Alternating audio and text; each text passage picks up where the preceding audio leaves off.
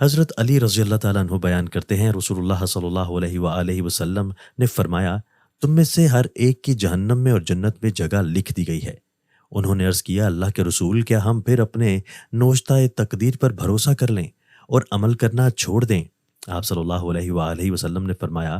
عمل کرتے رہو، ہر ایک کو جس کے لیے اسے پیدا کیا گیا ہے میسر کر دیا جاتا ہے۔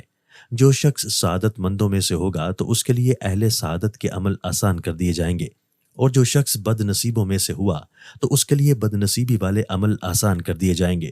پھر آپ صلی اللہ علیہ وآلہ وسلم نے یہ آیت تلاوت فرمائی، جس کسی نے اللہ کی راہ میں دیا اور ڈرتا رہا اور اچھی بات کی تصدیق کی تو ہم بہت جلد اس کے لیے نیکی کی راہ آسان کر دیں گے۔ حضرت عمران بن حسین رضی اللہ تعالیٰ عنہ سے روایت ہے کہ مزینہ قبیلہ کے دو آدمیوں نے عرض کیا، اللہ کے رسول، لوگ جو آج عمل کر رہے ہیں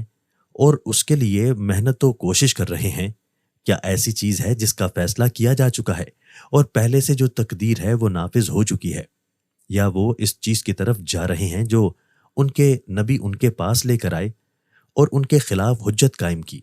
آپ صلی اللہ علیہ وآلہ وسلم نے فرمایا، نہیں، بلکہ یہ ایک ایسی چیز ہے جس کا ان کے متعلق فیصلہ ہو چکا ہے اور ان کے بارے میں نافذ ہو چکی ہے، اور اس کی تصدیق اللہ عز و جل کی کتاب میں ہے، اور نفس کی قسم اور اس کی جو کچھ اس نے درست کیا، پھر بدکاری اور پرہیزگاری دونوں کی اسے سمجھ عطا کی۔ حضرت عبداللہ بن عمر رضی اللہ تعالیٰ عنہ سے روایت ہے کہ نبی اکرم صلی اللہ علیہ وآلہ وسلم نے فرمایا، بڑے بڑے گناہ یہ ہیں: اللہ تعالیٰ کے ساتھ شریک ٹھہرانا، ماں باپ کی نافرمانی کرنا، کسی بے جان کو قتل کرنا